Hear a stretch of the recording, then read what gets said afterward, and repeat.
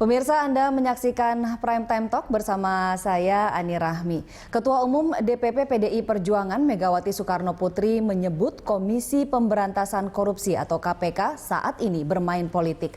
Hal itu disampaikan Megawati saat memberikan sambutan pada pembukaan sekolah Partai PDI Perjuangan di Wisma Kinasih, Depok kemarin. Dengan tegas Megawati menyatakan KPK sekarang bermain politik. Mega pun mengingatkan bahwa lembaga KPK dibentuk pada masa pemerintahan. Namun Megawati tidak menjelaskan lebih jauh maksud pernyataan KPK main politik tersebut. Sejumlah pihak pun mempertanyakan maksud dari pernyataan Ketua Umum PDI Perjuangan itu. Tanpa adanya penjelasan, pernyataan tersebut dikhawatirkan dapat dimaknai sebagai bentuk intervensi terhadap upaya pemberantasan korupsi oleh KPK. Apa sesungguhnya maksud di balik pernyataan Megawati kemarin? Untuk membahasnya telah hadir bersama kami di studio Komisioner KPK periode 2007-2011 ya, Pak Haryono Umar. Selamat malam Pak Haryono Umar. Malam Mbak Ani. Terima kasih sudah hadir di Berita Satu TV. Sama-sama. Dan pemirsa, saat ini kami masih menanti kehadiran Ketua DPP PDI Perjuangan Andreas Hugo Parera yang masih dalam perjalanan. Dan pemirsa, sebelum kita mulai Prime Time Talk pada malam hari ini, ada informasi berikut. Ketua Umum PDI Perjuangan Megawati Soekarno Putri menyebut saat ini KPK bermain politik. Megawati pun mengingatkan bahwa KPK dibentuk di masa pemerintahannya. Megawati meminta tidak ada politisasi di ranah hukum. Dan berikut pernyataan Ketua Umum PDI Perjuangan Megawati Soekarno Putri. Saya yang bikin, makanya saya sendiri kadang prihatin. Padahal itu bagian dari ranah hukum. Ranah hukum itu pasti. Makanya baca aturan, tidak ada tafsir. Tidak ada tafsir. Kalau ada tafsir, tanya sama ahli hukum. Jangan mikir sendiri. Kenapa sering kena bansos? Paling banyak itu kan urusan bansos. Karena dipikir nih bantuan sosial. Bantuan sosial itu, ya iyalah namanya duit sendiri, bukanlah. Saya kemarin itu, karena ada yang ditangkap, saya udah bedak, cepet tanya. Tapi saya tahu ini bukan kita. Alalah, masa tiap malam saya suruh begitu? Padahal saya sebetulnya sudah tahu indikasi loh. Saya bilang kepada Kejaksaan Agung loh. Saya ngomong, catat itu wartawan. Supaya apa? Mas, mbok baik-baik lah Mas. Ketua umum itu ada loh Mas. Kalau ada yang mau kasih tahu saya dulu lah. Saya nggak minta apa-apa kok. Saya hanya mau tahu ini dipolitisasi apa tidak. Nah kalau dipolitisasi tetap apa baik, sekolah bisa. Tapi jangan kita terus cari apa ya? Yang nggak perlu jadi orang tuh bangun gitu loh. Ya Pak Haryono, ini sebetulnya kekhawatiran seorang ibu ya terhadap kader-kadernya di lapangan begitu. Ketika ada penangkapan KPK, maka yang dakdikduk ibunya gitu sebagai ketua umum. Nah tapi yang menarik adalah statement bahwa ini dipolitisasi atau tidak. KPK main politik. Statement ini tidak muncul dari orang sembarang. Ibu Megawati Soekarno Putri adalah ketua umum partai terbesar di Indonesia saat ini, lalu mantan presiden. Apakah memang ada indikasi ke sana? Bagaimana Anda melihatnya? Kalau saya melihatnya, saya lihat dulu ke statementnya beliau, bahwa itu bukan kerisauan dia terhadap kader-kader PDI saja, tapi kerisauan dia terhadap keseluruhan proses penegakan hukum kita, bahwa proses penegakan hukum kita itu tidak boleh ada politisasi. Hukum adalah panglima sesuai dengan konstitusi kita, mengatakan bahwa siapapun yang bersalah di mata hukum harus dikenakan sanksi. Dan sebaliknya, kalau dia bukan bersalah, jangan juga dicari-cari gitu kan. Ini yang sebetulnya kalau saya menangkapnya. Nah, kembali kepada KPK, di dalam pasal 3 Undang-Undang Nomor 30 Tahun 2002 tentang KPK disebutkan bahwa KPK itu adalah lembaga yang independen, kemudian bebas di dalam menjalankan tugasnya.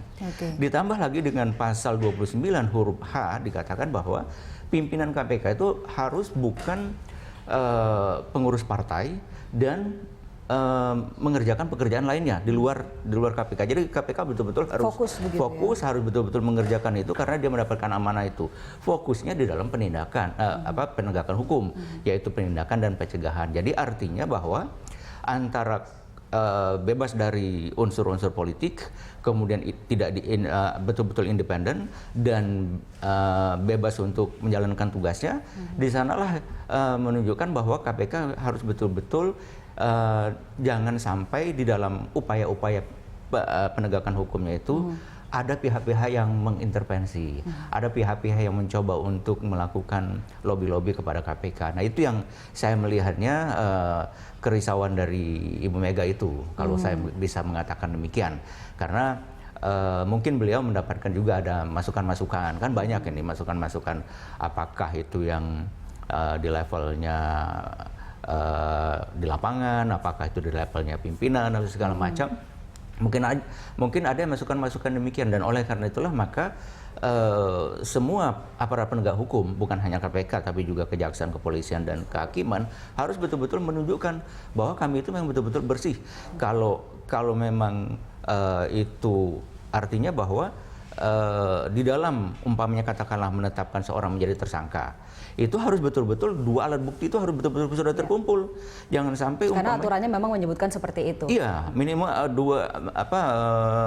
dua bukti permulaan. Bukti permulaan yaitu minimal dua alat bukti itu harus betul-betul sudah kuat dan tidak boleh ada unsur nunggu nanti bagaimana belakangan.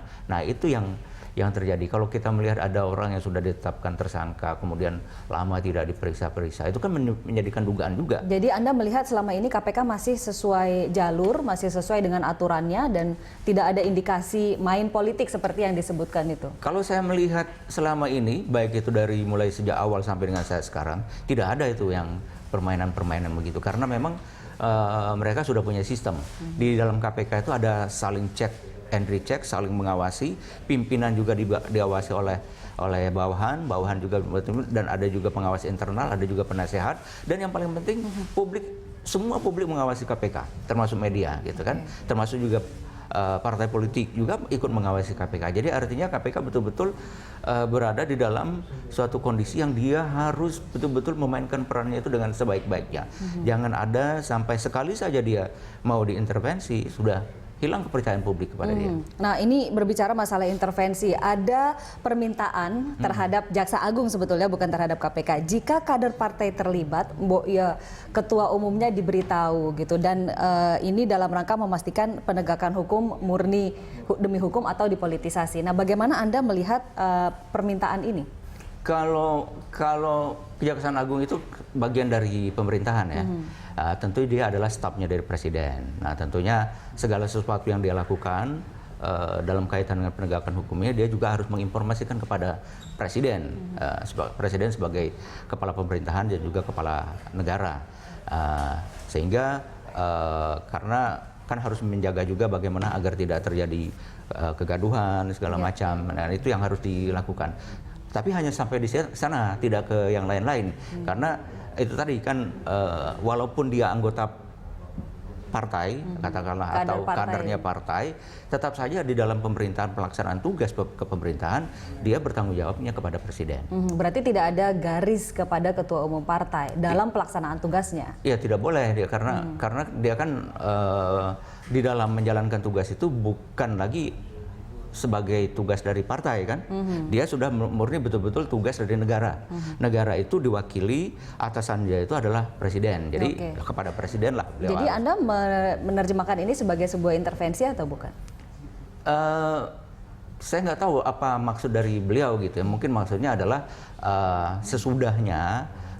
Kalau sesudahnya kan umpamanya sudah dilakukan semuanya, upaya-upaya penindakan sudah selesai, umpamanya di penetapan tersangka sudah selesai, dan dia tetap harus melaporkannya itu kepada presiden. Kalau nanti umpamanya presiden menyampaikan kepada yang lain, itu kan lain persoalan. Tapi kalau dia sendiri sebagai anak buahnya presiden, hanya kepada presiden tunduknya. Tapi Pak Haryono, apakah ada penegakan hukum yang bernuansa politisasi sepanjang Anda menjabat saja pada tahun 2007 sampai 2011 di KPK? Sebetulnya penegakan hukum itu memang betul-betul murni penegakan hukum, karena dia dasarnya itu adalah bukti kan. Kalau hukum kita kan berdasarkan alat bukti. 5 alat bukti itu yaitu keterangan saksi, dokumen, kemudian petunjuk dan lain sebagainya. Hanya itu saja yang dasar dari KPK maupun dari penegak hukum lainnya untuk menjalankan tugas-tugasnya dalam penindakan. Nah, kalau di dalam pelaksanaannya mungkin saja ada orang menangkapnya seperti itu. Karena begini, menerjemahkannya, walaupun sebetulnya tidak. Contohnya begini, di dalam suatu daerah sedang mau ada pilkada. Tentunya kan di antara masing-masing kandidat ini kan saling mencari kelemahan masing-masing. Yang incumbent umpamanya kan sudah berkuasa lama gitu kan 5 tahun, tentunya banyak adalah kemungkinan-kemungkinan untuk dijatuhkan, untuk disampaikan bahwa umpamanya dia menjalankan anggarannya salah segala macam, sehingga ini menjadi bahan bagi si lawan ini untuk melaporkan kepada penegak hukum. Kemudian yang bersangkutan yang ini juga kemungkinan ada juga celah-celahnya dia untuk diinikan. Nah, dalam hal itu, apabila penegak hukum melaksanakan karena dia berdasarkan alat bukti, kalau berdasarkan alat bukti itu, kalau alat buktinya sudah ada, dia harus jalan. Kalau umpamanya alat buktinya tidak ada, dia tidak boleh jalan. Jadi kalau umpamanya yang mengadukan tadi tidak peduli bagaimana suasana politiknya, tidak peduli.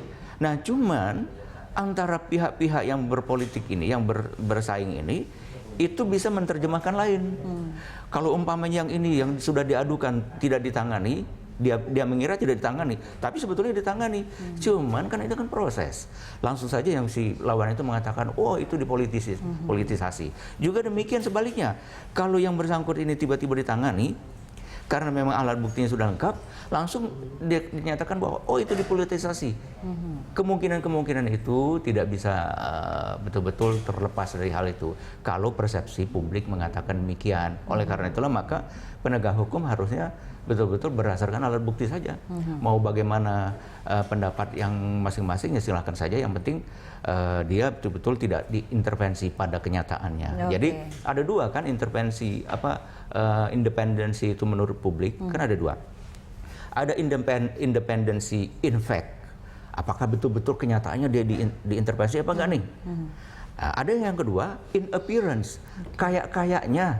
Kayaknya dia diintervensi nih, kayaknya dia udah politisasi. Nah ini yang kayaknya itu yang banyak. Semua juga bisa berbicara seperti itu ya, karena sepertinya begitu. Sepertinya karena mereka kan bersaing. Yang ini juga banyak pengikutnya, banyak pendukungnya. Ya ini banyak pendukungnya. Tentunya harusnya penegak hukum harus berada di tengah-tengah. Dan kalau ingin bagus ini kalau dikala sedang ada pilkada seperti itu, penegak hukum cooling down dulu, selesaikan semua upaya pilkada. Setelah semuanya selesai, nah baru dia tindak lanjut lagi, karena jangan sampai nanti dikatakan. Tapi berarti setiap langkahnya juga mempertimbangkan kondisi politik yang ada dong. Kalau memang tengah hangat, langkah yang diambil adalah cooling down. Ya itu tadi, daripada nanti dikatakan seperti itu kan. Cooling down itu bukan berarti menutup kasus. Tetap berjalan. Tetap berjalan, mengumpulkan alat bukti, memperkuat, sementara ini dibiarkan berjalan seakan-akan tidak ada permasalahan. Nah yang itu yang kita inginkan, agar tidak terjadi kegaduhan-kegaduhan. Sampai akhirnya muncul lagi ke permukaan gitu. Iya, kalau memang terjadi kan, kalau buktinya ada kan pasti akan muncul. Hukum itu tidak akan pernah berhenti sebelum yang betul-betul dinyatakan bahwa ada atau tidak ada. Oke, jadi memang di situ koridornya ya Pak Haryono. Pak Haryono, saya harus jeda dulu, kita akan lanjutkan perbincangan di segmen berikutnya. Pemirsa jangan kemana-mana, Prime Time Talk akan kembali.